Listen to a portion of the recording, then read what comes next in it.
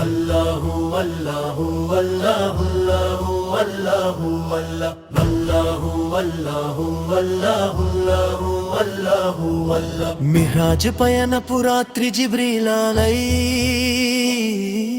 వారు ప్రవక్త వారి వద్దకు వచ్చారు. అల్లా వారిని తన సామీప్యానికి ఆహ్వానించాడు. వారు ఎంతో ఉన్నతమైన గౌరవాలను పొందారు. అల్లా వారి ఉమ్మత్తను చరునాగత పాపాలను కమించి అనుగ్రహించాడు.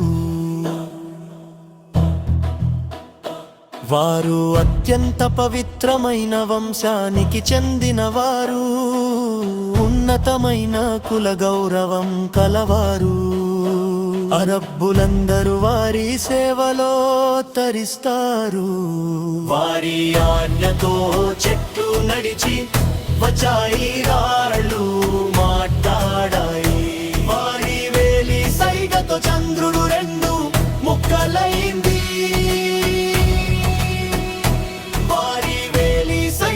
చంద్రుడు రెండు ముక్కలైంది. వారు దాతృత్వానికి నిలయం మరియు అల్లాహ్ అనుగ్రహాలకు యజమానిగా ఉన్నారు. ప్రజలందరినీ షరియత్ అనే సన్మార్గం వైపుకు నడిపించేది వారే. ప్రవక్త వారి ప్రకాశవంతమైన ముఖ వర్చస్సు అనే కాంతితో వేకువ ఉదయించింది. వారి నల్లని ముంగురుల నీడతో రాత్రి చీకటిగా మారింది. గౌరవంలోనూ గొప్పతనంలోనూ వారు మలాయికల దూతల కన్నా ఉన్నతమైన స్థానంలో ఉన్నారు. సన్మార్గపు బాటలను వారు మనకు చూపించారు.